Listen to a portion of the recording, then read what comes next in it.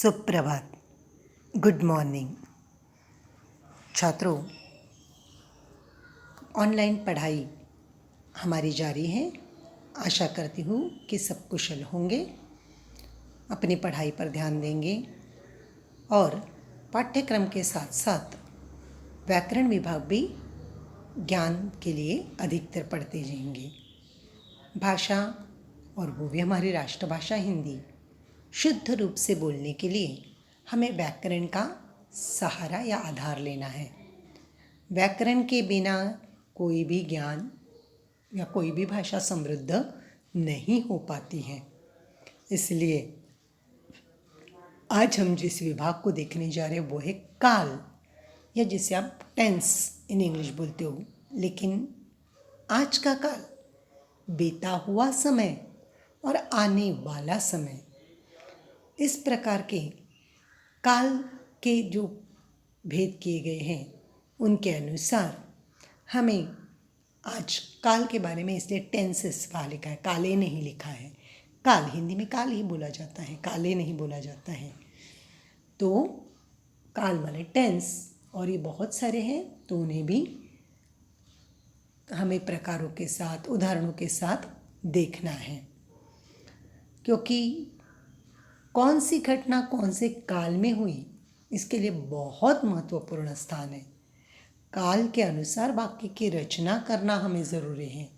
मैंने पहले भी आपको ये बात सिखाई है कि कहानी है तो कहानी घटित हो चुकी है होती है, इसलिए आपको भूतकाल में लिखनी है। आज भूतकाल में मैं वो कहानी बताऊंगी।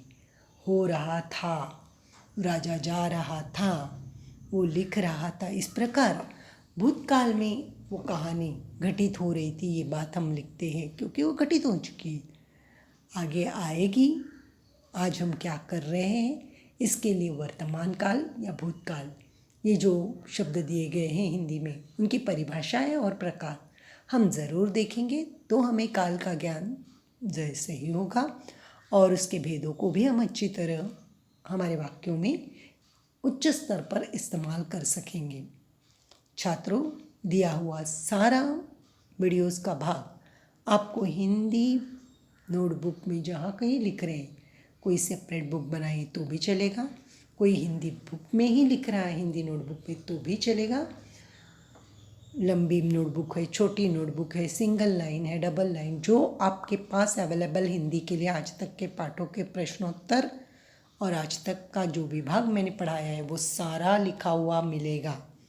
उसी में ये व्याकरण विभाग भी डेट के साथ मुझे ज़रूर मिलेगा और लिखने के बाद मुझे चेकिंग के लिए मेरे मोबाइल पर फ़ोटो डालकर आप भेजेंगे, क्योंकि इनका चेकिंग बहुत ज़रूरी है। इसलिए काल की ओर देखेंगे। जो मैंने अभी अभी बताया, सबको पता है कि हिंदी भाषा में काल के अनुसार काल के क्या किए हैं।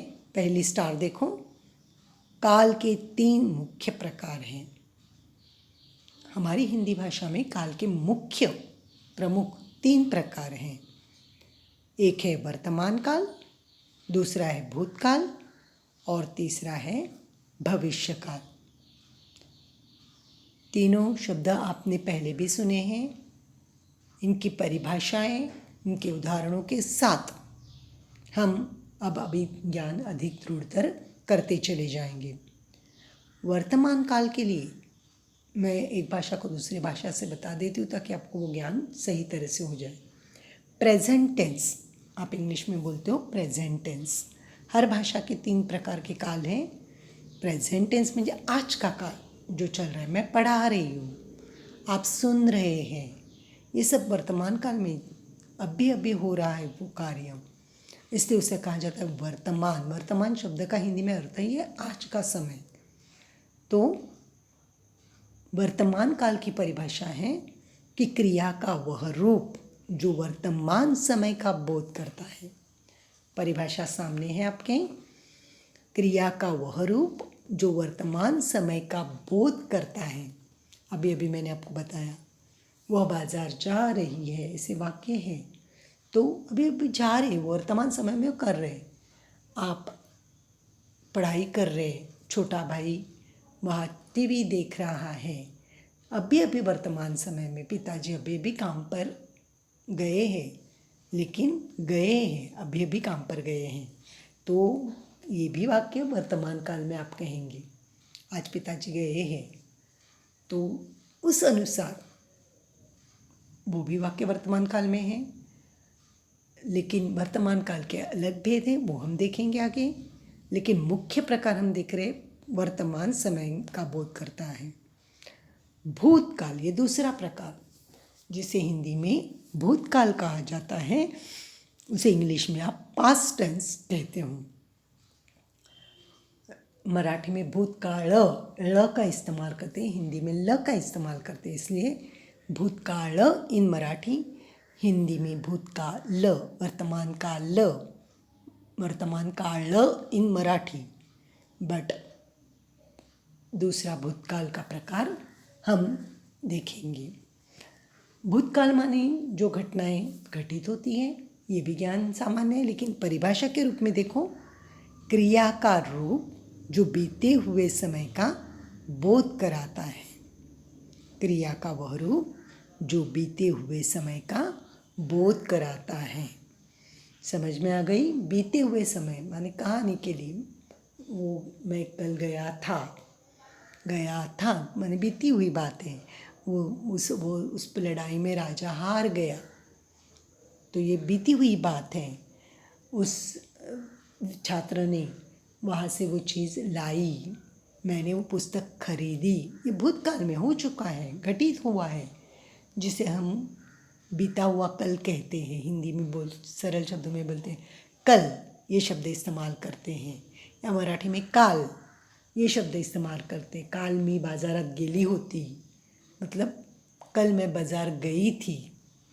तो ये घटना घटित हो चुकी है, इसके लिए भूतकाल का ये रूप है। अब तीसरा प्रकार है भविष्यकाल, माने फ्यूचर टेंस, जो सामान्य रूप से उसकी परिभाषा है। फ्यूचर माने भविष्य, आगे आने वाला कल। हिंदी में बोलते वक्त कल बोलते हैं, तो लेकिन कौन सा कल? आने वाला कल।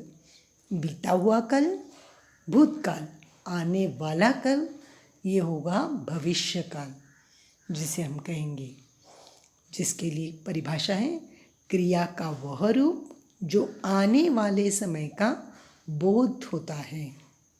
क्रिया का वह रूप जो आने वाले समय का बोध करता है।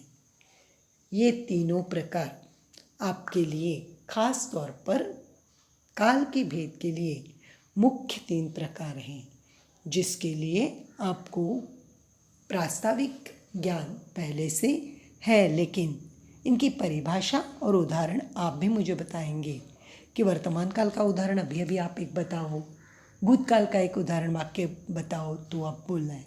क्योंकि क्रिया ये शब्द बहुत महत्वपूर्ण है। मैंने तीनों काल की परिभाषा करते वक्त क्रिया शब्द लिखा है, तो आपको क्रिया मतलब क्या ये पहले समझ में आना ज़रूरी है। नहीं तो विभा मिस बोल रही क्रिया का वह रूप, क्रिया का वह रूप, क्रिया का रूप माने क्या? क्रिया का रूप माने वाक्य के अंत में जो क्रिया हम इस्तेमाल करते हैं, चलना, उठना, बैठना, देखना, सीखना, लड़ना, आना, जाना, बनाना, ये सारी क्या है? क्रियाएं। ये पहले समझ में आना चाहिए, नहीं तो मैं बोलती जा रही हूँ बीता हुआ कल और आज का कल, वर्तमान समय, तो कुछ नहीं समझ में आएगा। तीनों कालों में क्या है? क्रिया। तो काल पहचानना हो तो हमें क्रिया समझ में आनी चाहिए कि मुझे वाक्य में क्या देखना है। माँ खाना, कुछ नहीं समझा, माँ खाना बना रही थी या माँ ने खाना बनाया, माँ खाना बनाएगी, क्या है? तो ये कब समझेगा? क्रिया के रूप से। क्रिया माने वर्ब, जिसे आप इंग्लिश में बोलते हो वर्ब, इसलिए क्रिया का वह रूप ये मैंने तीनों परिभाषाओं में लिखा है, वर्तमान समय का बोध करता है। लड़का खेलता है, खेल रहा है, लड़का खेलेगा, आगे खेलेगा, लड़का खेला था, तो भूतकाल इस प्रकार, लेकिन लड़का ही शब्द वहाँ रह गया, लेकिन क्रिया के रूप में परिवर्तन हो गया है, जो हमें समझ लेना बहुत ज़रूरी है। कोई भी क्रिया, चलना उठना बैठना से लेकर लड़की वहाँ बैठी, तो ये भूतकाल हुआ। लड़की वहाँ बैठेगी, तो भविष्यकाल का रूप हो गए। लड़की वहाँ बैठ रही है, तो ये वर्तमान काल का रूप हो गया। मतलब ये कैसे समझ में आ गया? बैठना, इस क्रिया से हमें समझ में आ गया। नहीं तो लड़की, ये शब्द तो तीनों वाक्यों में कॉमन था कि लड़की बैठी थी, लड़की बैठ रही है, लड़की बैठेगी। तो इस प्रकार क्रिया के रूप से हमें पता चलता है कि काल पहचाना जाता है। नहीं तो काल के भेद क्या पढ़े हमने, ये पहले समझ ले लो। वर्तमान काल हो, भूतकाल हो या भविष्य काल, उस क्रिया के रूप का प्रयोग कैसे किया गया है, उसके अनुसार हमें काल के भेद भी देखने हैं। ये प्रास्ताविक ज्ञान आपको होना बहुत ज़रूरी है। सब ये परिभाषा लिखेंगे, क्रिया का रूप समझ लेंगे, क्रियाएं भी कौन कौन सी बताएंगे। लिखना, ये क्रिया है, तो छात्र लिख रहे अभी, छात्र सुन रहे हैं, वेरी गुड। तो ये अभी क्रिया हुई। छात्रों ने सुना था, छात्रों ने लिखा था, ये भूतकाल में हुआ है घटना। अब मुझे भविष्यकाल में करना है। छात्र सुनेंगे, छात्र लिखेंगे, ये हो गया भविष्यकाल। इस प्रकार काल के भेद में हमें ये पार्ट बहुत ज़रूरी है कि 3 प्रकार जब समझ में आए तो हम आगे चलकर उनके और भेदों को भी अच्छी तरह से समझ लें। यहाँ तक का विभाग आज के लिए काफ़ी है आपको क्रिया और काल के समझने के लिए। ओके, धन्यवाद।